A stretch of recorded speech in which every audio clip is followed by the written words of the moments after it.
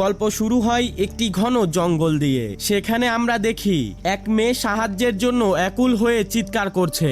তার পুরো শরীর রক্তে ভেজা আর মুখে ছিল অসংখ্য ক্ষত। সে কাপা কাপা গলায় জিজ্ঞাসা করে, এখানে কেউ কি আছেন? ঠিক তখনই সে নিজের পেছন থেকে একটি ছোট্ট বাচ্চার হাসির শব্দ শুনতে পায়। সে তাড়াতাড়ি পেছনে ফিরে তাকায়, কিন্তু সেখানে কাউকেই দেখতে পায় না। এটা দেখে মেয়েটি ভীষণ ভয় পেয়ে যায় এবং প্রাণ বাঁচানোর জন্য দৌড়াতে শুরু করে। দৌড়াতে দৌড়াতে সে একটি বড় পাথরের আড়ালে গিয়ে লুকিয়ে পড়ে। ঠিক সেই সময় তার ফোনের রিং বাজতে শুরু করে। সে দ্রুত ফোন রিসিভ করে ঝোপের আড়ালে লুকিয়ে নিজের বাবার সঙ্গে কথা বলতে থাকে, কিন্তু ওপাশ থেকে কোনো উত্তর আসে না। সে কান্না করতে করতে বারবার তার বাবার কাছে সাহায্য চায়। হঠাৎই তার সামনে এক ব্যক্তি এসে দাঁড়ায়। সে নির্মমভাবে মেয়েটিকে হত্যা করে এবং তারপর তার মৃতদেহ টেনে হিচড়ে সেখান থেকে নিয়ে চলে যায়। এরপর গল্পের দৃশ্য চলে আসে এই চারজন বন্ধুর কাছে। আমরা দেখি অ্যান্ড্রিয়া নামের এক মেয়ে তার বয়ফ্রেন্ড রাহুল আর দুই বন্ধু রেবিকা ও ভিক্টোরিয়াকে নিয়ে গাড়িতে বসে আছে। তারা ইটালিতে একটি ভিলা পার্টি করতে যাচ্ছিল। পথে হাসি ঠাট্টা আর আনন্দ করতে করতে অবশেষে সেই গেস্ট হাউসে পৌঁছে যায়। সেখানে গেটের সামনে তারা দেখতে পায় এক ব্যক্তি হাতে বন্দুক নিয়ে বসে আছে। তার ছিল লম্বা চুল এবং দেখতেও বেশ অদ্ভুত লাগছিল। অ্যান্ড্রিয়া গাড়ি থেকে নেমে তাকে জিজ্ঞাসা করে সে কে এবং তার হাতে বন্দুক কেন। উত্তরে লোকটি জানায় সে এই গেস্ট হাউসের কেয়ারটেকার আর বন্দুকটি সে তার নিরাপত্তার জন্য রেখেছে, কারণ গেস্ট হাউসটি জঙ্গলের মাঝখানে থাকায় এখানে বন্যপ্রাণীর আক্রমণের আশঙ্কা থাকতে পারে। এই কথা শুনে অ্যান্ড্রিয়া তার কথা বিশ্বাস করে এবং বন্ধুদের নিয়ে গেস্ট হাউসের ভেতরে ঢুকে যায়। কিন্তু ভিকি ভেতরে না গিয়ে বাইরে দাঁড়িয়ে নিজের ফলোয়ারদের জন্য সেলফি তুলতে শুরু করে। এটা দেখে রাহুল তাকে বলে, তুমি তো আমাকে কথা দিয়েছিলে এখানে ফোন ব্যবহার করবে না। রাহুলের কথা শুনে ভিকি নিজের ফোনটা তাকে দিয়ে দেয়। এরপর রাহুল সেখান থেকে চলে যায় আর অ্যান্ড্রিয়া ক্যামেরা বের করে রেবিকা ও ভিক্টোরিয়ার সঙ্গে সেলফি তোলে। তারপর তিনজন নিজের নিজের রুমে চলে যায়। কেয়ারটেকার অ্যান্ড্রিয়াকে একটি ওয়াকি টকি দিয়েছিল যাতে যে কোনো সমস্যা হলে তার সঙ্গে যোগাযোগ করতে পারে। এরপর তিনজনই নিজেদের লাগেজ খুলে গুছিয়ে রাখে এবং ছুটিটা পুরোপুরি উপভোগ করার পরিকল্পনা করে। কিছুক্ষণ পর আমরা দেখি রেবিকা ও অ্যান্ড্রিয়া দোলনায় বসে গল্প করছে। এরপর অ্যান্ড্রিয়া তাকে নিজের রুমে নিয়ে যায়, তবে তার ওয়াকি টকিটি দোলনাতেই পড়ে থাকে। এরপর আমরা দেখি রেবিকা গোসল করছে। হঠাৎ তার মনে হতে থাকে কেউ যেন তাকে লুকিয়ে লুকিয়ে দেখছে। তাই সে বাথরুম থেকে বেরিয়ে লরেনের দিকে যায় এবং চারপাশে তাকাতে থাকে। ঠিক তখনই সেখানে ভিকি আসে। রেবিকা তাকে সব ঘটনা খুলে বলে। ভিকি বলে হয়তো কেয়ারটেকারই তাকে দেখছিল, কারণ সে নিজেও অনুভব করেছে কেয়ারটেকার তার দিকে তাকিয়েছিল। এই কথা বলার পর দুজনই একে অপরকে কিস করে। আর ঠিক সেই সময় কেয়ারটেকার লুকিয়ে তাদের একটি ছবি তুলে দেওয়ালে টাঙিয়ে দেয়। সেই ছবির পাশে আগে থেকেই অ্যান্ড্রিয়ার একটি ছবি ঝোলানো ছিল। যাই হোক, রাতের খাবারের পরে ভিকি অ্যান্ড্রিয়া ও রেবিকাকে একটি মুখোশ পরা খুনির গল্প বলতে শুরু করে, যাকে কুইনক্স কিলার বলা হয়। সে তাদের জানায় আজ থেকে 50 বছর আগে সে একজন ভালো মানুষ ছিল। এই কথা শুনে অ্যান্ড্রিয়া তাকে জিজ্ঞাসা করে যদি সে ভালো মানুষই হয়ে থাকে তাহলে সে মুখে মুখোশ পরে কেন, তাহলে সে মুখে মুখোশ পরে ঘুরে বেড়ায় কেন। তখন ভিকি বলতে শুরু করে আসলে নিজের মায়ের কারণেই সে খুনি হয়ে উঠেছিল, কারণ তার মা তার সঙ্গে খুবই খারাপ ব্যবহার করত। এতে অতিষ্ঠ হয়ে সে একদিন এক জ্যোতিষীর কাছে যায় যাতে সে তার মায়ের ওপর কালো জাদু করতে পারে। তখন সেই জ্যোতিষী সবচেয়ে শক্তিশালী একজন ডেমনকে ডাকার সিদ্ধান্ত নেয়। সে চারিদিকে গোল দাগ দিয়ে তন্ত্র মন্ত্র পড়তে শুরু করে। এরপর সেই কিলারকে বলে যাই হোক না কেন এই ঘেরা যেন ভেঙে না যায়। কিন্তু সেই ডিমন ছিল খুবই চালাক। সে ওই কিলারের মন নিয়ে খেলতে শুরু করে এবং তাকে এমন ভাবে প্রভাবিত করে যে সে নিজেই সেই বৃত্ত ভেঙে ফেলে। আর বৃত্তটি ভাঙার সঙ্গে সঙ্গে ডিমন তার শরীরে প্রবেশ করে তাকে অমর বানিয়ে দেয়। এরপর ডেমন তাকে বলে যদি সে বেঁচে থাকতে চায় তাহলে প্রতি বছর তাকে একজন করে মানুষ বলি দিতে হবে, আর যদি সে তা না করে তাহলে ডেমন তাকে সেই জ্যোতিষীর মতোই হত্যা করবে। একদিন তিন বন্ধু যখন গল্প করছিল তখনই দরজায় কেউ কড়া নাড়ে। অ্যান্ড্রিয়া দরজা খুলতে যায়। বাইরে একজন মুখোশ পরা লোক দাঁড়িয়ে আছে। তাকে দেখে অ্যান্ড্রিয়া হেসে ফেলে, কারণ তার মনে হয় রেবিকা আর ভিকি তাকে ভয় দেখানোর জন্য এইসব করেছে। কিন্তু তার সেই হাসি এক মুহূর্তে মিলিয়ে যায় যখন সে দেখে মুখোশ পরা লোকটির হাতে একটি ছুরি। লোকটি ছুরি দেখিয়ে দরজা খুলতে ইশারা করে। অ্যান্ড্রিয়া সঙ্গে সঙ্গে দরজাটি শক্ত করে বন্ধ করে দেয়। হঠাৎই তার মনে পড়ে বাড়ির আরেকটি দরজার তালা খোলা রয়েছে। সে দৌড়ে সেখানে যায় এবং দেখে মুখোশ পরা লোকটি সেই দিক দিয়ে ভেতরে ঢোকার চেষ্টা করছে। অ্যান্ড্রিয়া দ্রুত রেবিকার সাহায্যে সেই দরজা বন্ধ করে দেয়। তাদের কাছে কোনো ফোন ছিল না, তাই পুলিশ ডাকাও অসম্ভব ছিল। এই জন্য অ্যান্ড্রিয়া সবাইকে বাড়ির ভেতর থেকে কোনো অস্ত্র খুঁজে বের করতে বলে। নিজের ব্যাগে খুঁজতে গিয়ে সে একটি ছুরি পেয়ে যায়। এদিকে ভিকি নিজের রুমে গিয়ে দরজা বন্ধ করে দেয়, কিন্তু তার মুখে তখন এক অদ্ভুত হাসি লেগেছিল। সে দরজা খুলে নিজের মুখোশ পরে লোকটাকে ভেতরে ঢুকতে দেয়। অন্যদিকে অ্যান্ড্রিয়া জানালা ও দরজার নিচে কাচের টুকরো ছড়িয়ে দেয়, যাতে কেউ ঢুকতে এলে তার পায়ে ঢুকে যায়।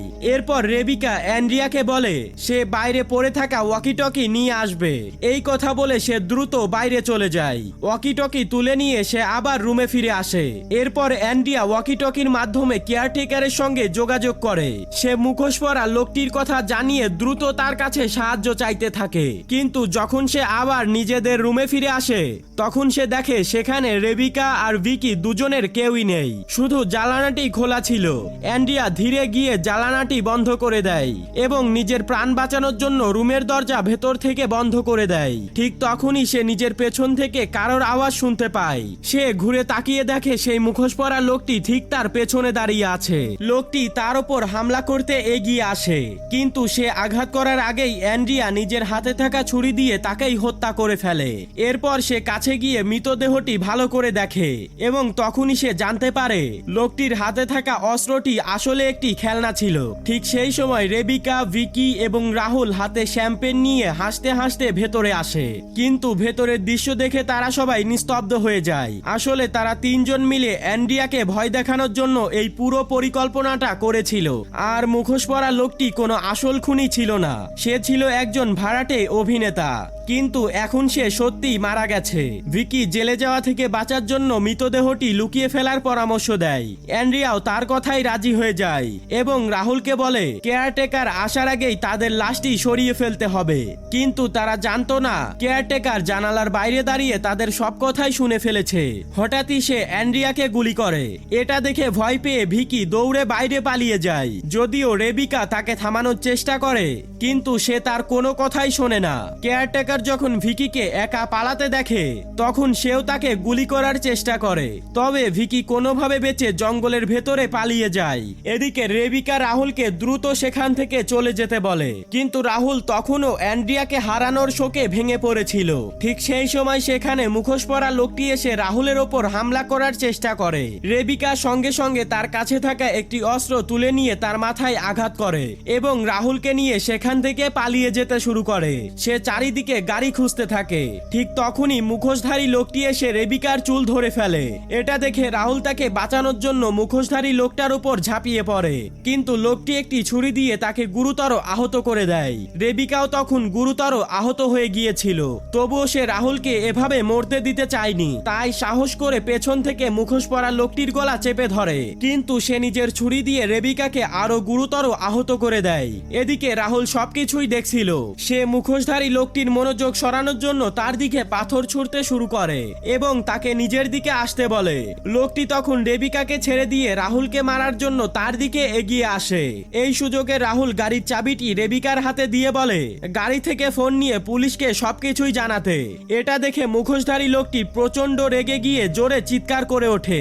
অন্যদিকে আমরা দেখি ভিকি নিজের প্রাণ বাঁচানোর জন্য একটি গাছের আড়ালে লুকিয়ে আছে, কিন্তু কেয়ারটেকার তাকে একটানা খুঁজে বেড়াচ্ছিল এবং এখন সে ভিকির একেবারেই কাছাকাছি পৌঁছে গিয়েছে। ভিকি নিঃশ্বাস বন্ধ করে গাছের আড়ালে লুকিয়ে আছে। হঠাৎ তার মনে হয় কেয়ারটেকার হয়তো তার অবস্থান জেনে গেছে, তাই সে সেখান থেকে সরে গিয়ে অন্য জায়গায় লুকিয়ে পড়ে। কিন্তু কেয়ারটেকারের ধারণা ছিল ভিকি এখনো সেই গাছের আড়ালেই লুকিয়ে আছে, তাই সে টর্চের আলো ফেলে ধীরে ধীরে সেখানে যায়। গাছের পেছনে তাকিয়ে দেখে সেখানে ভিকি নেই, তাই সে আরো সামনে এগিয়ে যায়। এদিকে আমরা আবার রাহুলকে দেখি। সে গুরুতর আহত হলেও হাল ছাড়েনি। সে অ্যান্ড্রিয়ার মৃত্যুর প্রতিশোধ নিতে চেয়েছিল।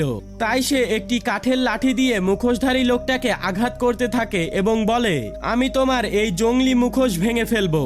এই কথা শুনে মুখোশধারী লোকটি প্রচন্ড রেগে যায়। সে একটি লোহার রড তুলে নিয়ে রাহুলের ওপর আক্রমণ করে।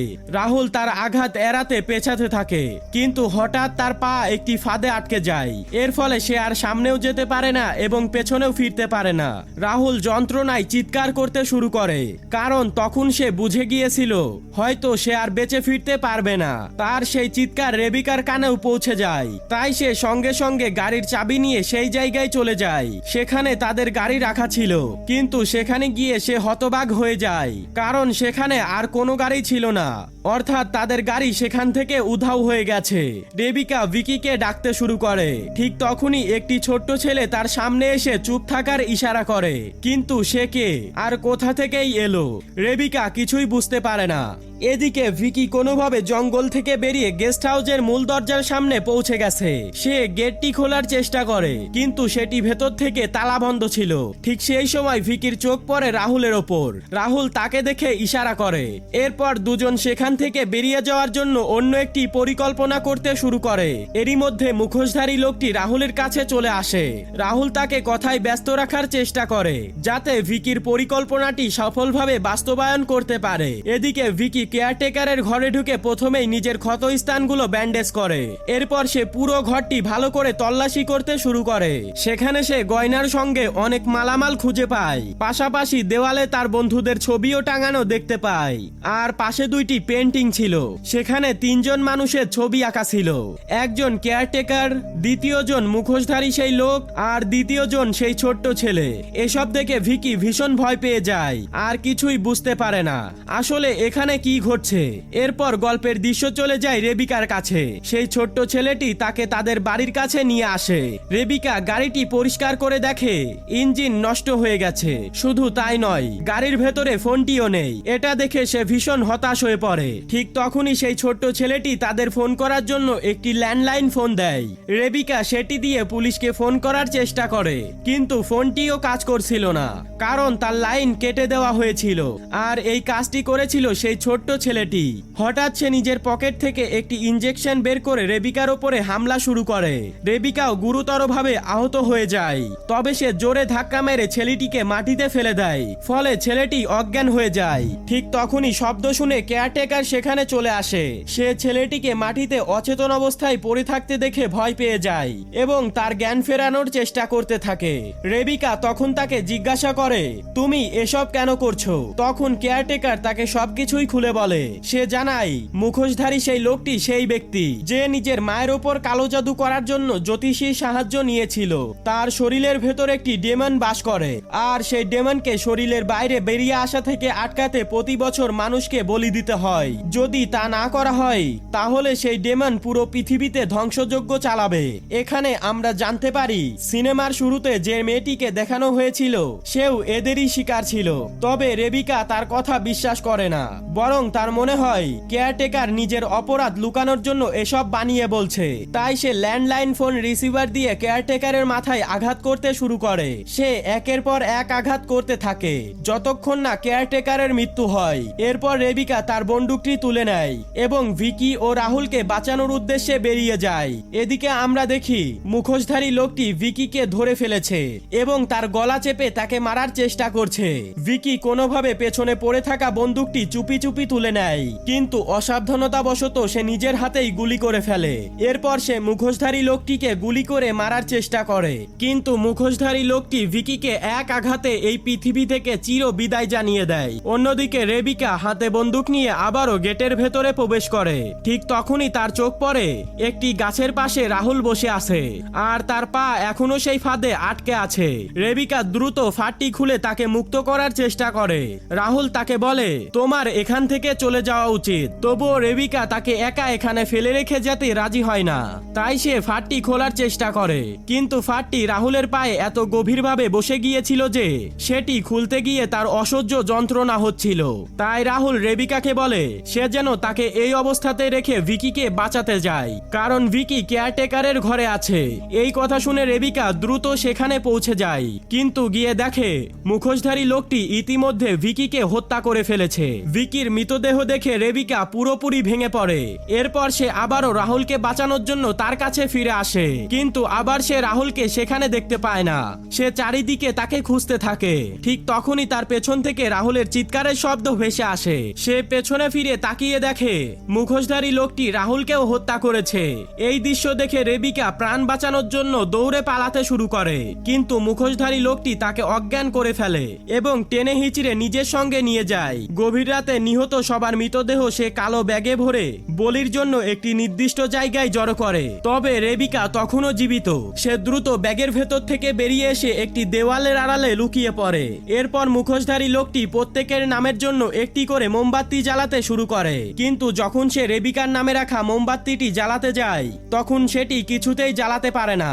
এটা দেখে সে বুঝে যায় এখনো সে বেঁচে আছে। সে কিছু করার আগেই রেবিকা হঠাৎ একটি ছুরি নিয়ে তার উপর ঝাঁপিয়ে পড়ে এবং আঘাত করে। আঘাতে মুখোশধারী লোকটি মাটিতে পড়ে যায়। রেবিকার মনে হয় সে হয়তো মারা গেছে, কিন্তু মুহূর্তের মধ্যেই সে আবারও জীবিত হয়ে ওঠে, কারণ তার শরীরের ভেতর ডেমন বাস করছিল। সে এক হাত দিয়ে রেবিকার গলা চেপে ধরে তাকে শূন্যে তুলে ফেলে। নিজেকে বাঁচানোর জন্য রেবিকা তার গলায় ঝুলে থাকা একটি তাবিজ টেনে খুলে ফেলে এবং সেটি মুখোশধারী লোকটির হাতে ঘষতে শুরু করে। সঙ্গে সঙ্গে যন্ত্রণায় সে চিৎকার করে ওঠে, রেবিকাকে ছেড়ে দেয়। এই সুযোগে রেবিকা সেই তাবিজটি সোজা তার হৃৎপিণ্ডের কাছে বসিয়ে দেয়, আর মুহূর্তের মধ্যেই মুখোশধারী সেই লোকটি সম্পূর্ণ ভস্ম হয়ে যায়। অর্থাৎ তার শক্তির উৎস ছিল সেই তাবিজ। পরের দিন রেবিকা তার বন্ধুদের শেষ ছবিটি সঙ্গে নিয়ে সেখান থেকে চলে যায়। আর ঠিক এখানেই সিনেমাটি সমাপ্তি হয়। তো বন্ধুরা, আপনাদের কাছে সিনেমাটি কেমন লেগেছে অবশ্যই কমেন্টে জানাতে ভুলবেন না।